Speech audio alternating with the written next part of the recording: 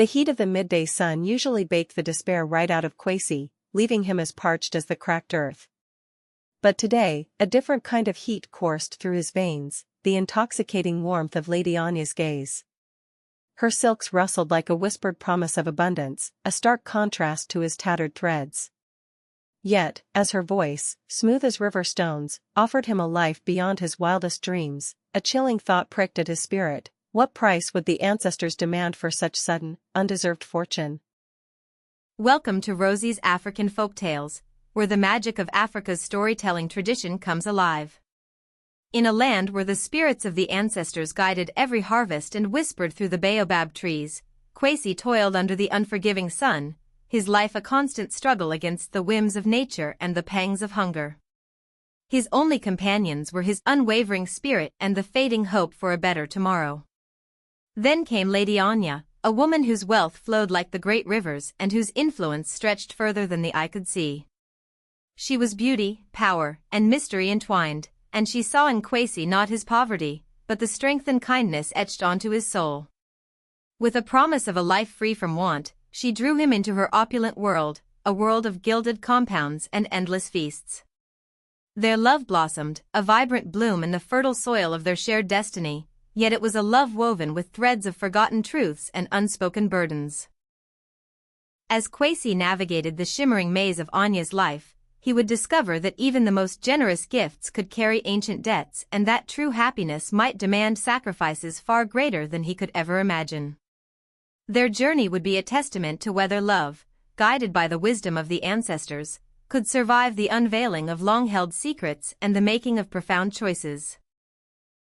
The sun, a fiery orange ball, began its climb in the sky. In the small village of Adom, tucked away in the gentle hills, Kwesi was already awake. His feet, strong and bare, knew every bump and dip of the dusty path outside his simple mud brick home. It was the same path his ancestors had walked for generations. Every morning, long before the roosters even thought of crowing, Kwesi was busy. He'd grab his machete, its blade gleaming in the faint light, and head to his small farm. He worked hard, swinging the machete to clear tough weeds from around his cocoyam plants and okra. The ground was dry, cracked like old pottery, and the sun beat down without mercy. Life was a constant struggle for Kwesi, a dance between hope and hard work. He battled the harsh sun, the stubborn weeds, and the worry of not having enough food. But even with the dirt under his fingernails and the constant ache in his back, Kwesi moved with a quiet pride. His eyes, the warm brown of the rich soil he tilled, held a gentle strength. They saw the world clearly, noticing the tiny green shoots pushing through the dry earth, the way the wind whispered secrets through the tall grasses. He understood the land, its moods, and its needs. He greeted his neighbors with a soft smile and a respectful nod. There was Mama Adwoa, whose baskets of sweet, ripe mangoes smelled like summer. And Kofi, the village elder, whose stories could make even the saddest heart laugh. Kwesi was a strong thread in the village's fabric, a man who carried his troubles without complaint. He was worried, deep down, about the coming dry season. Would his small farm feed him? Or would he have to leave Adom to find work, a thought that always tightened his chest? The day Lady Anya arrived, it was like a sudden, bright flash of lightning in a calm sky. Long before anyone saw her, whispers flew through Adom. They spoke of big, shiny cars, unlike anything the villagers had ever seen. The cars were black and so polished they gleamed, their windows dark like hidden eyes. Lady Anya, they said, was a tycoon, a person of amazing wealth and power. Her name was known from the big coastal cities all the way to the deepest parts of the land. Some villagers believed she was here because of the rumors of special minerals hidden in the distant hills. Others whispered she was here to help, maybe to build a new borehole for water or to give aid to the struggling farmers. No matter why, her being there was a huge event. Everyone, from the smallest child chasing chickens to the oldest elder resting under the baobab tree, stopped what they were doing to watch. When she finally stepped out of her car, she truly looked like a vision. Her Kent cloth, woven in rich shades of royal purple and shining gold, seemed to glow in the sunlight. She wore glittering gold jewelry that caught every ray of light. Her hair was wrapped in an elaborate, queen-like style. She carried herself like royalty, her gaze sharp and smart, yet with a hint of curiosity as she looked at the silent, amazed crowd. An unbelievable feeling of power and style came from her, a stark contrast to the simple, humble lives of the villagers. Even the very air seemed to hum with her presence, buzzing with her energy. Their meeting happened by accident, like a sudden, welcome rain shower on a dry day. Kwesi was coming back from his farm, a bundle of fresh plantain leaves balanced perfectly on his head. As he walked by the edge of the village, near the small stream that trickled lazily, he saw a commotion. Lady Anya, dressed in elegant but not very practical white linen clothes, had ventured too close to the mossy bank of the stream. She had slipped, and her ankle twisted beneath her. A sharp cry of pain escaped her lips. Her assistants and bodyguards, dressed in crisp city suits and shoes, fussed around her, looking helpless on the uneven ground.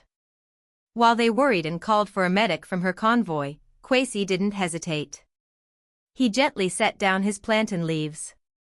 With a quiet confidence that came from knowing the land, he carefully walked towards Anya. He spoke softly, his voice calm and soothing, filled with the respectful tones of his people.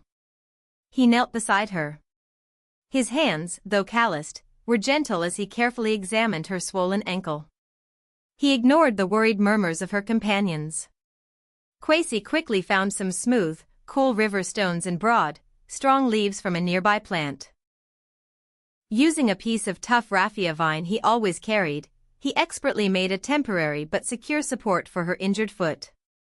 His touch was firm but tender, his only focus on making her feel better. As he carefully helped her move to a shaded spot under a large, spreading mango tree, their eyes met. In that brief moment, surrounded by the dust and the sudden pain, something unspoken passed between the humble farmer and the powerful lady. It was a silent understanding, a quick connection made in a moment of surprise and unexpected kindness. "You are very capable," Lady Anya said, her voice a little breathless from the pain, but her green eyes were sharp and intelligent as they looked at him. "It is only what the land teaches us, ma'am," Kwesi replied, his voice humble. She nodded slowly. Her gaze swept over his careful work, then returned to his face. "Most people would have just called for my staff. Or simply waited for them to act." A faint, almost invisible smile touched her lips. "You just did." He finished making sure the makeshift splint was secure, then stood up, wiping his dusty hands on his trousers. "Someone was in pain, ma'am. That is all." "That is all," she thought aloud, her green eyes still fixed on him. They held a curious intensity, missing nothing of his simple strength. "What is your name?" "Kwesi, ma'am," he said, feeling a strange warmth spread through him. "Kwesi," she repeated, tasting the name, letting it roll off her tongue like a precious stone. Her look was unhurried, as if she were seeing something in him that no one else ever had. Not the worn clothes, not the dust, not the tired lines around his eyes. Something else. Something hidden. "Tell me, Kwesi," she said, her voice growing a little softer, "are you always so quick to help others without thinking of a reward?" He gave a small shrug, feeling a deeper warmth rise in his face. "It is just how we are raised, ma'am. To care for our kin, and for strangers in need." Lady Anya simply looked at him, a flicker of something unreadable in her eyes, curiosity, perhaps, or a hint of a deep understanding.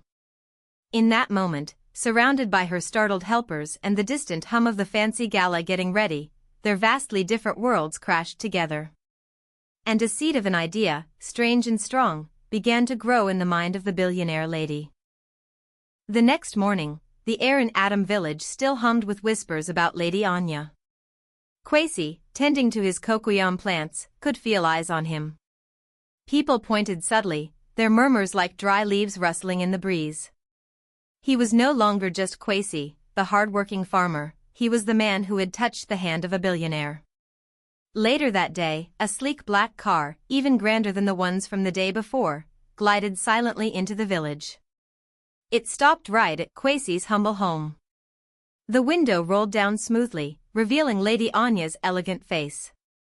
She looked directly at him, her green eyes clear and unblinking. "Kwesi," she began, her voice calm and steady, like a deep river. "Your kindness yesterday, it impressed me greatly. I have a proposal for you." Kwesi's heart thumped a strange rhythm against his ribs. He stood a little straighter, wiping his hands on his trousers. "Ma'am? I am building a new agricultural project not far from here," she explained, her gaze sweeping over his small farm. "It requires dedication, intelligence, and a connection to the land that few possess. I believe you have these qualities. I offer you a position. Not just a worker, Kwesi. A manager. You would live in my compound, learn modern farming methods, and be compensated beyond anything you've ever imagined." She wasn't just offering him money, she was offering him a new life. A life of comfort, learning, and a chance to truly grow. The words hung in the air, sweet as ripe mangoes, but also dizzying. Live in her compound? Learn from her? It was like being offered a seat at the king's table after years of eating crumbs. Kwesi, true to his village upbringing, knew he couldn't just say yes. Such a huge offer needed wisdom. He sought out Elder Chike, the oldest and wisest man in Adom, whose skin was as wrinkled as a dried gourd but whose eyes held the light of countless stories. He also spoke to Mama Adwoa, who was like a mother to everyone. Elder Chike listened, his head nodding slowly as Kwesi spoke of Lady Anya's proposal. The elder sat on his low stool, carving a piece of wood with slow, thoughtful strokes. The afternoon sun dappled through the leaves of the great baobab tree under which they sat. "A gift from the sky, my son," Elder Chike murmured, his voice raspy like dry leaves.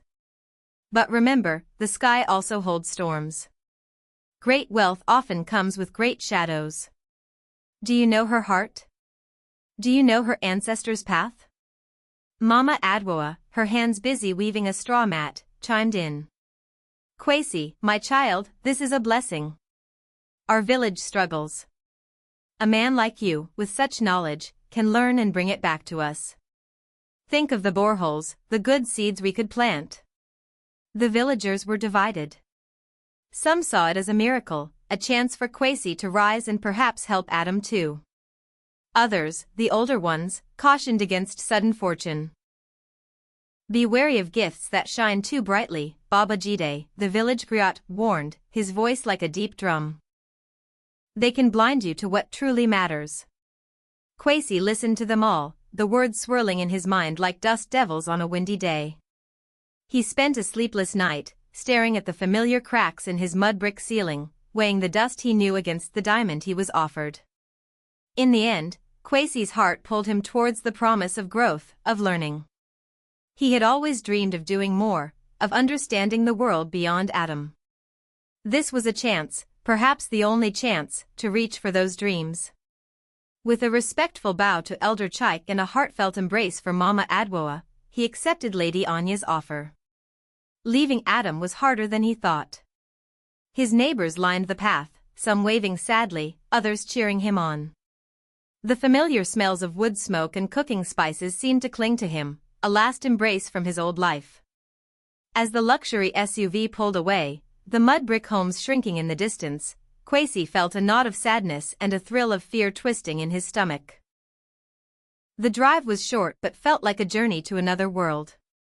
The dusty, winding tracks of Adom soon gave way to smooth, paved roads lined with manicured hedges. Then, through massive, ornate gates, they entered Anya's compound. Kwesi's jaw nearly dropped. It wasn't just a house, it was a fortress of beauty. High walls, gleaming white, enclosed sprawling gardens that seemed to stretch forever, filled with flowers he'd never seen, their colors so vibrant they hurt his eyes. Fountains gurgled softly, sparkling in the sun. The main house was enormous, rising majestically like a grand chief's palace, built of polished stone and dark, rich wood, with windows that shimmered like eyes. Inside, it was even more overwhelming. The floors were polished marble that reflected the light like water. Soft, thick rugs silenced his footsteps. The air smelled of expensive perfumes and clean, cool air, a stark contrast to the dust and wood smoke of his village. The furniture was massive and elegant, made of dark, shining wood, with cushions as soft as clouds. Artworks, carvings, and paintings adorned the walls, telling stories he couldn't understand. Kwesi felt like a small ant crawling through a giant's home. He walked slowly, his bare feet feeling strangely out of place on the cold, smooth floors. He saw a kitchen bigger than his entire house, filled with machines he didn't recognize. Servants, dressed in neat uniforms, moved silently through the halls. They were polite, but their eyes held a distant, polite curiosity, like they were observing a rare bird. Anya's assistant, a woman named Nia with a kind smile, showed him to his new room. It was larger than his whole home in Adom. It had a bed with soft white sheets and pillows, a private bathroom with water that flowed freely from a tap, and even a fan that whirred quietly overhead, pushing cool air around. Kwesi stood in the middle of it all, his backpack feeling suddenly heavy and small. He touched the smooth, cool fabric of the curtains, then the soft blanket on the bed. It was a life beyond anything he had ever imagined. A mixture of awe and discomfort churned inside him. This was the good life Anya had promised. It was beautiful, grand, and utterly foreign. He wondered if he could ever truly belong here, if his hands, used to the feel of rough soil, and his feet, used to dusty paths, could ever truly feel at home in a world made of polished marble and whispered commands. As the setting sun cast long shadows through the grand windows, Kwesi felt a deep loneliness mixed with a thrilling excitement. He had stepped into a new world, but the old one still clung to his soul. Life within the high walls of Thorne Manor was a dizzying whirlwind for Kwesi. He woke each morning to the soft chirping of unfamiliar birds and the gentle rustling of palm trees in the manicured gardens. The air was clean and fragrant, a far cry from the smoky, dusty mornings of Adom. Anya, true to her word, immersed him in a world of learning.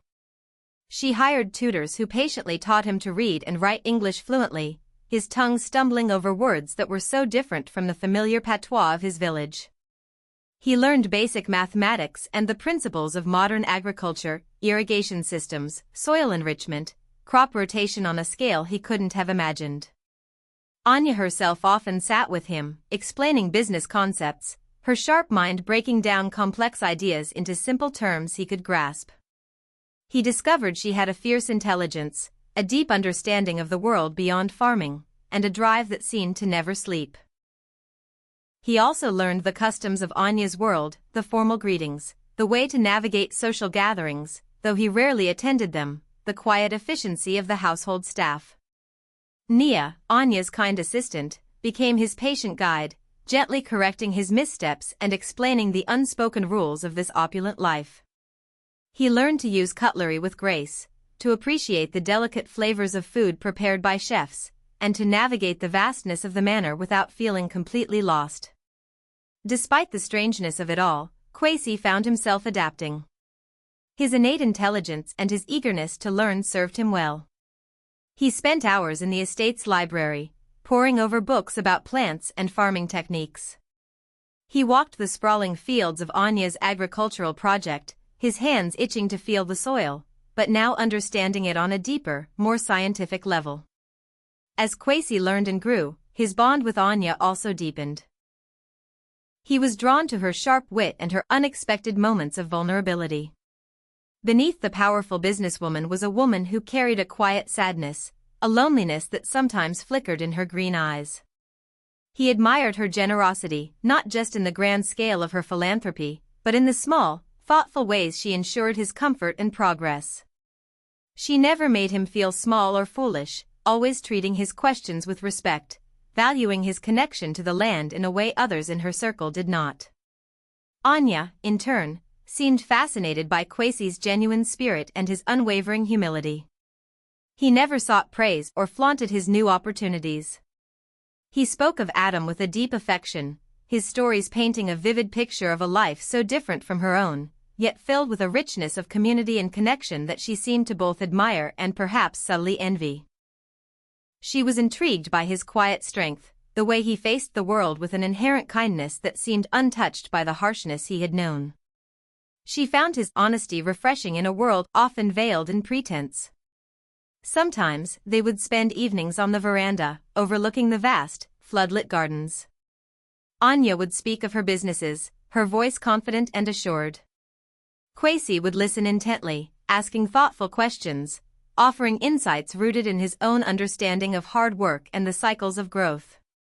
They found common ground in their shared appreciation for the land, though their perspectives were shaped by vastly different experiences. A comfortable silence would often settle between them, a silence filled with unspoken understanding and a growing warmth. He found himself looking forward to these moments, to the sound of her laughter, to the way her eyes would light up when she spoke of something she was passionate about. However, as Kwesi settled into this new life, he began to notice subtle peculiarities within the smooth rhythm of Thorne Manor. There were locked rooms in the house that no one ever entered, their heavy doors radiating an unsettling silence. Certain topics seemed to be off-limits in conversations with the staff, their smiles becoming tight and their eyes shifting away if he ventured too close to these forbidden subjects. Anya herself had moments of deep withdrawal. Sometimes, in the middle of a pleasant conversation, her eyes would cloud over, a distant look would settle on her face, and she would become quiet and preoccupied. These moods would descend without warning, like a sudden shadow passing over a sunny landscape. During these times, she would often retreat to her private study, the heavy oak door closing behind her with a soft but definite click, leaving Kwesi to wonder what thoughts or burdens she carried in secret.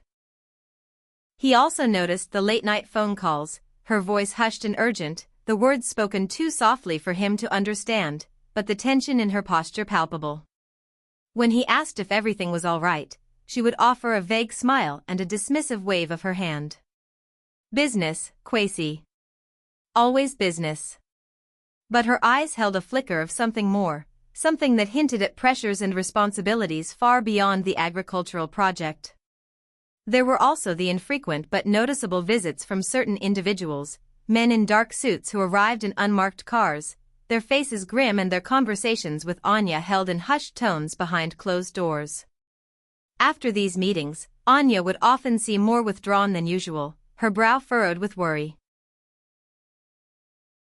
Kwesi couldn't shake the feeling that beneath the gleaming surface of Thorne Manor, there were hidden currents, unspoken stories, and perhaps even secrets. He tried to push these unsettling observations to the back of his mind, focusing on his studies and his growing affection for Anya. But the subtle peculiarities lingered like a faint, persistent melody, a quiet reminder that the good life she had promised might have shadows he had yet to uncover. As weeks turned into months, Kwesi settled into his new life at Thorne Manor. He learned quickly, his mind soaking up new knowledge like dry earth absorbs the first rains. He understood the complex irrigation systems, the careful science of soil nutrients, and the business side of large-scale farming. Anya praised his dedication and sharp mind, and a deep respect, stronger than just friendship, grew between them. Yet, despite the growing warmth, an invisible wall remained around Anya, especially when it came to her past. Kwesi, curious about the woman who had plucked him from his humble life, sometimes tried to learn more about her family. Lady Anya, he might begin gently over a meal, do your parents also have a love for the land, like you do? Or, did you grow up here, in a place like this? Anya would smile, but her green eyes would become distant, like pools of still water reflecting a cloudy sky. My family is complicated, Kwesi, she would say, her voice soft but firm. They are not part of my work here. Or, my childhood was a long time ago, a different world. She would then skillfully change the subject, perhaps asking about his progress in his studies or sharing a new plan for the agricultural project. It was never a harsh cutoff, but a smooth, practiced shift, leaving Kwesi with more questions than answers. He learned quickly that some doors, even in this grand manner, were meant to stay closed. Beyond Anya's evasiveness, Kwesi began to notice other strange things. He often saw dark, sleek cars arriving late at night, their engines purring quietly, almost silently, as they slipped through the gates. Out of them stepped men and women dressed in tailored suits, their faces unsmiling. They never used the main entrance. Instead, they would disappear into a hidden side door near Anya's private study. Kwesi would sometimes catch glimpses of them speaking to Anya in hushed tones, their voices barely above a whisper. The meetings always seemed serious, sometimes tense. He heard snippets of words like deal, investment, and once, startlingly, risk.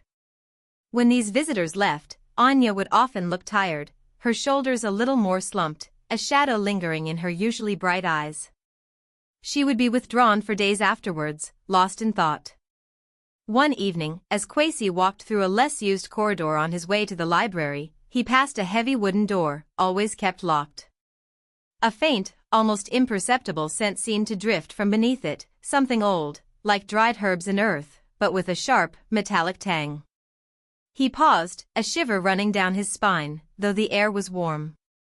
He thought of the stories Kofi, the village griot, told tales of forgotten things, of powerful spirits, and of ancient pacts. He shook his head, trying to clear the strange feeling.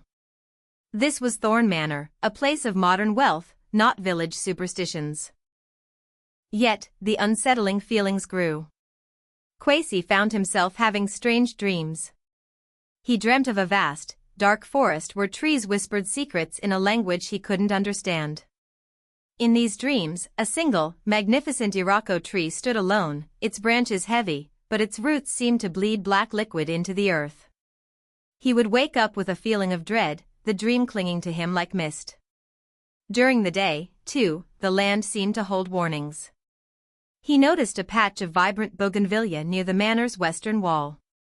One morning, he saw that its usually bright purple flowers had suddenly withered, their petals curling inward as if scorched, even though the other plants around them were thriving. A small, usually playful sunbird that often visited the veranda where he read now flew wildly, bumping against the glass panes of the windows before darting away in distress. These were small things, easy to dismiss. The withered flowers could be a disease. The bird could have just been startled. The dreams, just dreams. But in Adom, his people believed that nature whispered to those who listened. These subtle changes, combined with Anya's hidden life and the mysterious visitors, pricked at Kwesi's spirit. One afternoon, he was helping the groundskeepers prune some tall hedges when he saw a beautiful, sleek African serval cat, usually shy and rarely seen, prowling along the perimeter wall. It stopped, its ears swiveling, and let out a low, guttural growl, not at any visible prey, but seemingly at the manor itself. Its golden eyes, usually sharp and focused, seemed troubled as it stared towards Anya's study wing before disappearing silently into the dense foliage. Kwesi paused, his pruning shears still. He looked at the vast, shimmering manor, then back at the spot where the serval had disappeared. The good life Anya had given him was undeniably grand, filled with comfort and learning.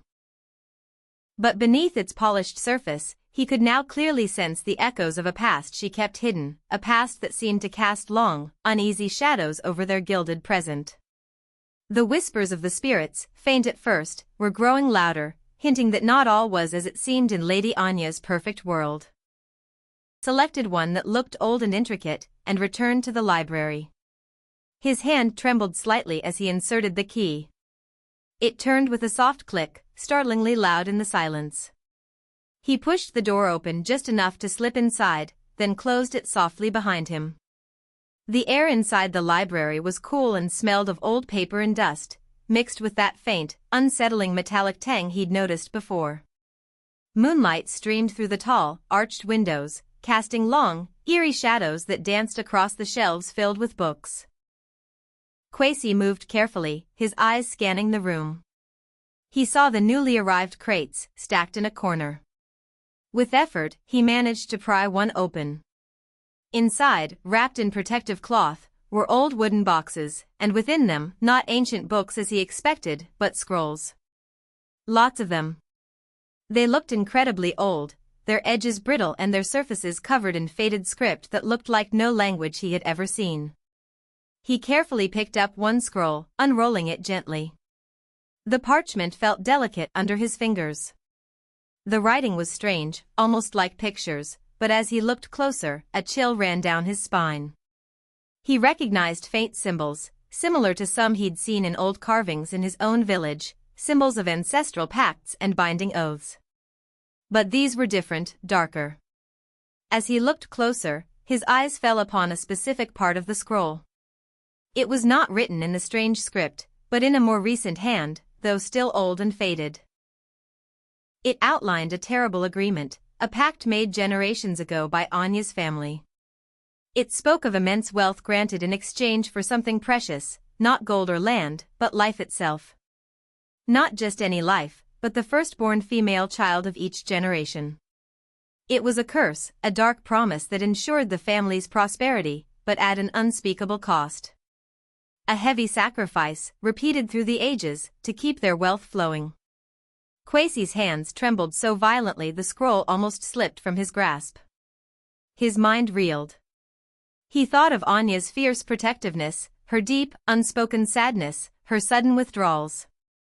He remembered the unsettling feeling of the old scents, the strange visitors, the way she sometimes looked haunted.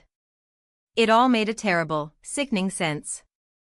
Lady Anya, the powerful, wealthy woman he had come to admire and even love, was bound by an ancient, terrifying curse.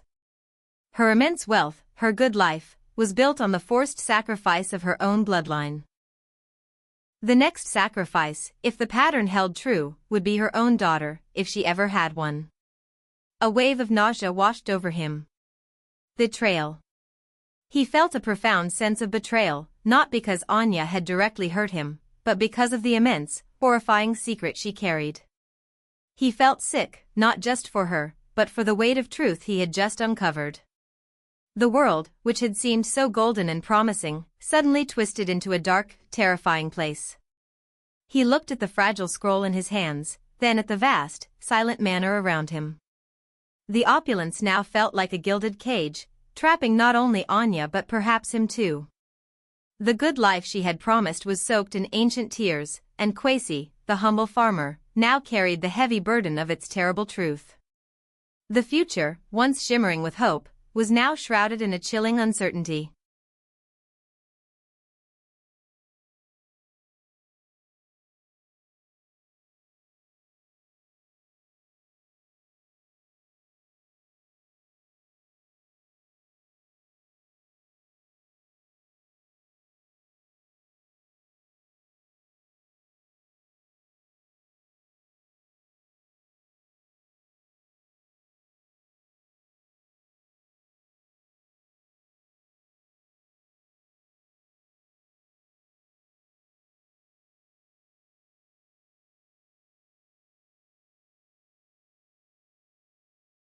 The weight of the scroll felt heavy in Kwesi's hands as he sought out Anya. He found her in the rose garden, her usual vibrant energy dimmed, her posture suggesting a weariness that went beyond the demands of her businesses. The late afternoon sun cast long shadows, mirroring the darkness he now knew resided beneath the surface of her life. He approached her slowly, the fragile parchment rolled tightly in his grasp. Anya looked up, her green eyes widening slightly as she saw his serious expression. "Kwesi? Is everything all right?" she asked, her voice holding a hint of apprehension. He didn't speak immediately but held out the scroll. Anya frowned, taking it with hesitant fingers. As she unrolled it, her breath hitched. Her eyes scanned the faded script and then the later, clearer writing. The color drained from her face, leaving it pale and drawn. Silence stretched between them, thick and heavy like the humid air before a storm. Finally, Anya looked up at Kwesi, her eyes filled with a mixture of fear and a deep, ancient sorrow. Where did you find this?" she whispered, her voice barely audible. Kwesi met her gaze, his own heart heavy with what he now knew. "In the locked library. The crates, the historical documents." Anya closed her eyes for a moment, a single tear escaping and tracing a lonely path down her cheek. When she opened them again, the carefully constructed walls around her seemed to have crumbled. The powerful businesswoman was gone, replaced by a woman burdened by a history she could not escape. "You know," she said, her voice low and resigned. You know the truth. Kwesi nodded, his throat tight. He didn't need her to say the words, the scroll had screamed them. Anya finally spoke, her confession a slow, painful unraveling of years of secrecy. She told him of the pact her ancestors had made generations ago, a desperate bargain for wealth and influence. She spoke of the firstborn daughters, each one promised, each one lost. Her voice cracked as she recounted the stories passed down in hushed whispers, the weight of her family's dark legacy pressing down on her. I knew, she said, her gaze distant, lost in the echoes of the past. I always knew. It's why I never truly allowed myself to dream of a family. Kwesi listened, his heart aching for the beautiful, strong woman who carried such a terrible burden. He understood now the fleeting moments of sadness, the guarded nature, the unspoken fears that had always flickered in her eyes. The good life she had built was not truly hers, it was a loan, granted at a devastating price. The grand manor, the sprawling businesses, they were all tied to this ancient, cruel bargain. The visitors, the late-night calls. Kwesi prompted gently. Anya sighed, a sound filled with exhaustion. My family, the elders, they remind me of my duty. They oversee the pact, ensuring its continuation. The business deals, the investments, they are all part of maintaining our standing, our worth, for what is expected. Kwesi felt a surge of anger. This wasn't a life, it was a carefully orchestrated performance, a gilded cage built on sacrifice and fear. He looked at Anya, seeing not just the wealthy lady, but a woman trapped by the chains of her ancestry. Now, standing in the fading light of the rose garden, Kwesi faced a profound moral dilemma. He had come to care deeply for Anya. He admired her strength, her intelligence, the kindness she had shown him. He had even begun to imagine a future with her, a future built on the unexpected connection they had forged. But that future was now overshadowed by this terrifying truth. Could he walk away? Could he return to Adom, to his simple life, knowing the darkness that clung to the woman he had grown to love? Could he stand by and watch her potentially face the same tragic fate as her ancestors? The whispers of the ancestors, once faint warnings, now felt like a roaring storm in his soul. He was a man of his village, raised on values of community, loyalty, and the importance of breaking curses, not perpetuating them. He looked at Anya, her face etched with sorrow and resignation. He saw not a billionaire lady, but a woman in desperate need of liberation. The good life she had promised him now felt tainted, its gold stained with the blood of generations past. Kwesi knew he had a choice to make, a choice that would define not only his future but perhaps Anya's as well. He could turn his back on this troubled wealth, on a love intertwined with such a heavy burden, and return to the familiar comfort of his village. Or, he could stand by Anya, and somehow, some way, try to unravel the ancient threads of this devastating pact, even if it meant facing powers he couldn't fully comprehend. The weight of the ancestors' judgment felt heavy on his shoulders, urging him towards a path of courage and perhaps, unimaginable sacrifice. The sun dipped below the horizon, painting the sky in fiery streaks of orange and purple. Inside Thorne Manor, the air felt heavy, even heavier than the secrets Kwesi had just uncovered. He stood before Anya, the weight of her family's ancient curse pressing down on them both. He could have walked away, returned to his simple life in Adom. But looking at Anya's pale, burdened face, knowing the immense load she carried, something deep inside him shifted. His village had taught him about community, about facing challenges together, about never abandoning those you cared for. And he cared for Anya more than he had ever thought possible. This pact, Kwesi began, his voice firm despite the tremor in his heart. It speaks of sacrifices. What does it demand now, Anya? Anya looked at him, her eyes wide with a mix of despair and surprise at his question. She had expected anger, rejection. Not this quiet resolve. She took a deep breath, her hands clasped tightly. The pact. It asks for a continuation of the bloodline. For the prosperity to continue, the gift must be renewed. And it falls to the eldest daughter of each generation.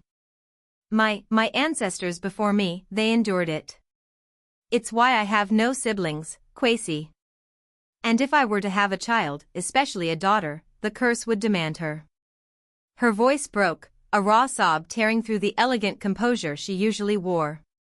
Kwesi's heart clenched. He understood now the true, horrifying depth of her predicament. Her vast wealth, her beautiful manner, her powerful influence, they were all tied to this chilling cycle of sacrifice.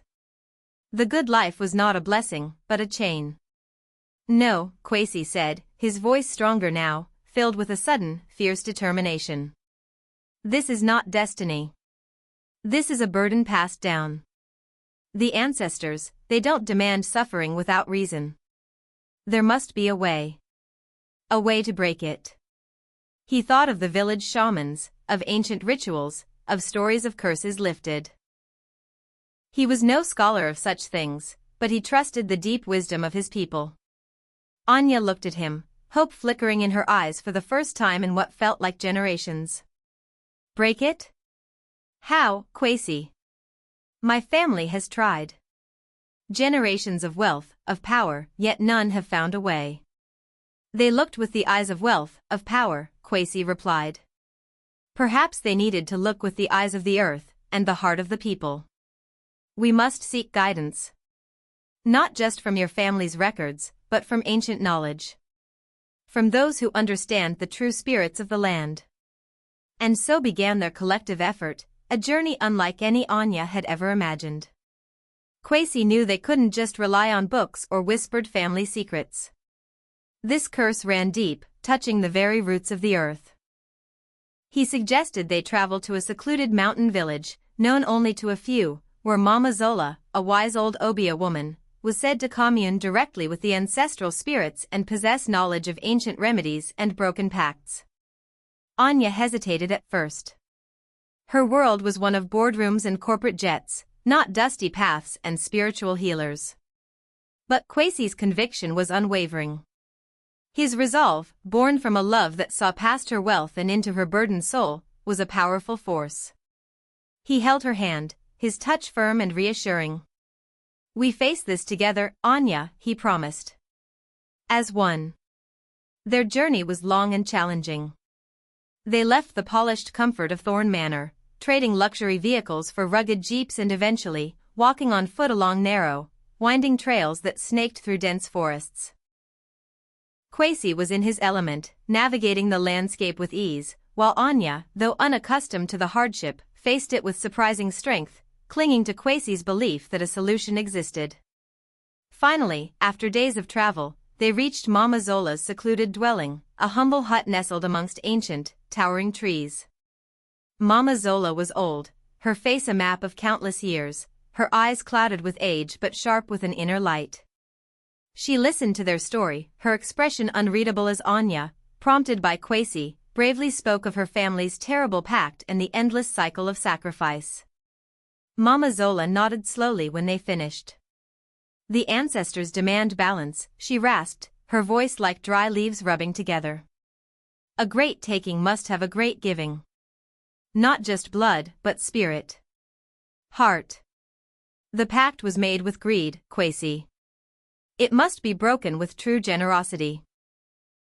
She spoke of a ritual, an ancient ceremony that would require not a sacrifice of life, but a profound sacrifice of power and wealth. Anya, the source of her family's endless prosperity, would have to willingly give up a significant portion of her fortune, not just to charity, but back to the land and the people from which it was, in a way, taken. It would mean truly investing in the impoverished communities, building schools and clinics, providing sustainable livelihoods, and doing so with genuine humility and a commitment to uplift, rather than simply bestow. It was a shedding of the gilded chains. For Anya, this was the ultimate test. Her identity, her security, everything she knew was tied to her wealth. To willingly diminish it, to redirect it from personal gain to communal upliftment, was a terrifying prospect. But as she looked at Kwesi, standing steadfastly by her side, his hand warm and strong in hers, she knew what she had to do. His love had shown her a different kind of wealth, a truer richness of spirit. The price of her good life had been too high for generations. It was time to pay a new kind of price, one that offered liberation rather than despair. The ancestors' judgment was clear: to truly gain, one must truly give. And for the first time in her life, Anya felt a glimmer of real freedom. Returning to Thorne Manor felt different. The heavy air of secrets had begun to dissipate, replaced by a fragile hope. Anya, with Kwesi by her side, began the arduous process of healing the deep wounds of her family's past. The sacrifice Mama Zola had outlined was not a swift ritual but a gradual, deliberate act of redefining her very existence. The first step was honesty. Anya, with Kwesi's gentle encouragement, began to confide in Nia and some of the longer-serving staff, sharing the burden of the ancient pact. To her surprise, she was met not with fear or judgment, but with understanding and a quiet relief that the truth was finally being brought into the light. Mama Esi, in particular, revealed that she had long suspected the darkness that clung to the family, and offered quiet prayers and blessings for Anya's courage. Then came the difficult decisions regarding her wealth. Anya, guided by Kwesi's grounded values and a newfound understanding of true prosperity, began to restructure her businesses. She divested from ventures that felt exploitative or misaligned with a vision of genuine upliftment. Instead, she started investing heavily in the struggling communities around Kingston and beyond. Kwesi was instrumental in this process.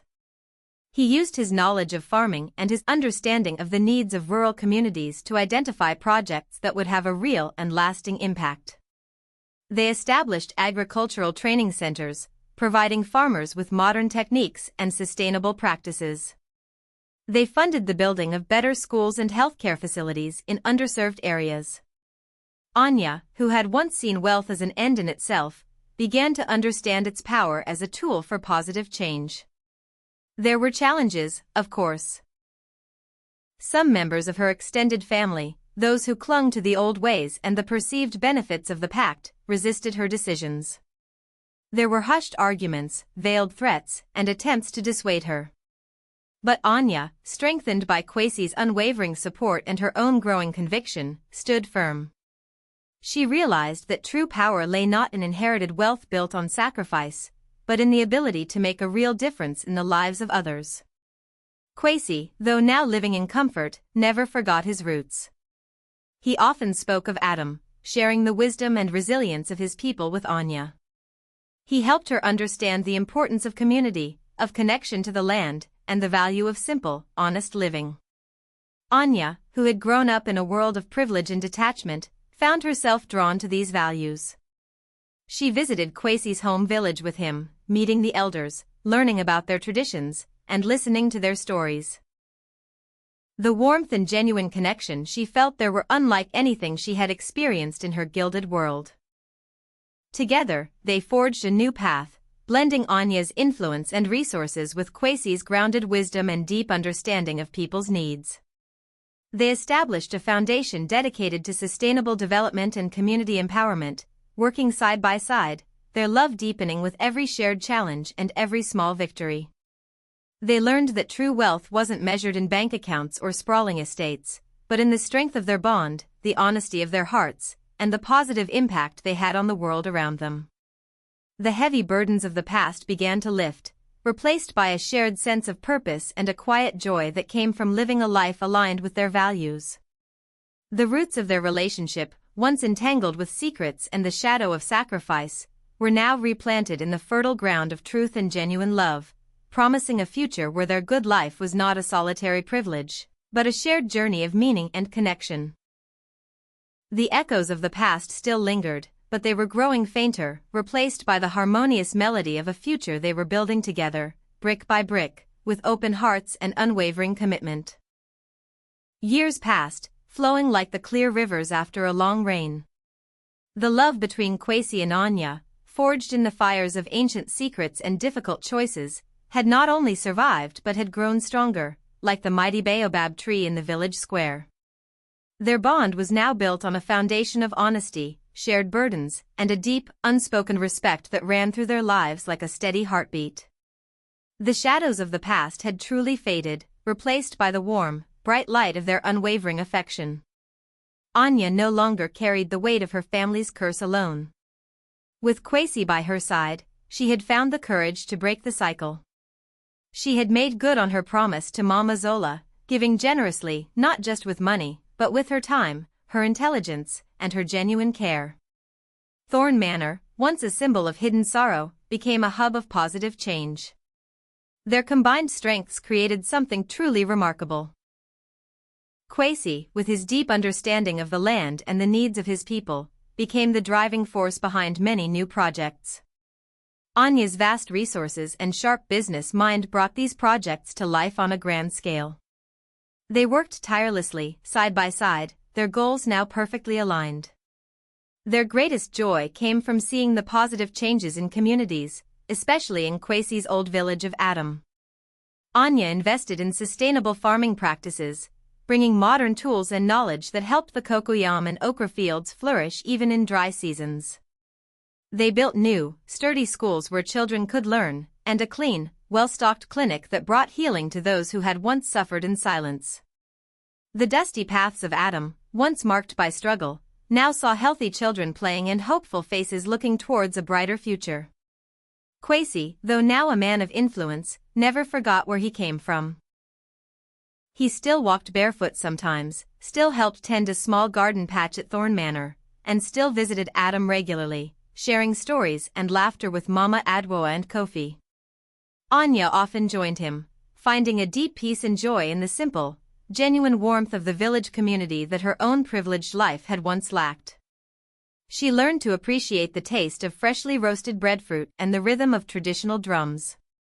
She was no longer just the billionaire lady to them, she was Mama Anya, a friend, a helper, a part of their family. Their home, whether at Thorne Manor or the small guest house they built in Adom, was filled with harmony. There were no more hushed calls or locked doors. Their laughter echoed freely. They found happiness not in the vastness of their wealth, but in the shared purpose they discovered together. They had shown that love could truly conquer all, the daunting secrets of generations, the fear of sacrifice, and the heavy burdens of the past. As the sun set over the hills, casting a golden glow over both the grand manor and the revitalized village, Kwesi and Anya often stood together, hand in hand. They weren't just a powerful lady and a humble farmer anymore, they were partners, lovers, and friends, building a legacy of hope and prosperity. Their story would be whispered by griots for generations to come, a testament to a love that chose light over shadow, community over individual gain, and the blessed harvest of a life lived with honesty and purpose. And so, the story of Kwesi and Anya, a tale woven from dust and diamonds, secrets and sacrifice, found its glorious end not in glittering gold, but in the enduring strength of a love redefined. Their journey proved that the true wealth of a life isn't measured by the height of one's mansion or the depth of one's coffers, but by the honesty of hearts, the courage to face inherited shadows, and the profound joy found in shared purpose. Kwesi, the humble farmer, never lost his connection to the rich earth of Adom. He walked with dignity, his hands still finding comfort in the soil, even as his mind soared with new knowledge. Anya, the brilliant tycoon, shed the suffocating weight of an ancient curse, choosing instead to plant seeds of hope and opportunity. Her brilliance, once solely aimed at accumulation, now illuminated the path for countless others, her legacy forever intertwined with the upliftment of communities. Together, they built not just businesses, but bridges. They championed schools where laughter now filled once silent classrooms, and clinics where healing hands offered comfort. Adom, once a struggling village, flourished, a vibrant testament to what can be achieved when resources meet integrity, and power bows to compassion. Their love, tested by fire and purified by truth, became a beacon. It whispered through the rustling leaves of the mango trees and echoed in the joyous songs of the villagers, that even the most daunting secrets can be overcome, and the heaviest sacrifices can lead not to loss, but to the most blessed and abundant harvest of all, a life rich in love, purpose, and unbroken harmony. As the final rays of the sun dipped below the horizon, casting long shadows over both the grand manor and the revitalized village, the story of Kwesi and Anya finds its harmonious close. Their journey, a testament to courage, sacrifice, and an enduring love, reminds us that true wealth lies not in what we possess, but in the purpose we find and the connections we forge. Thank you for joining us on this remarkable journey from humble beginnings to a blessed harvest. May their story inspire you to look beyond the surface, to seek genuine connections, and to believe in the power of love to transform lives.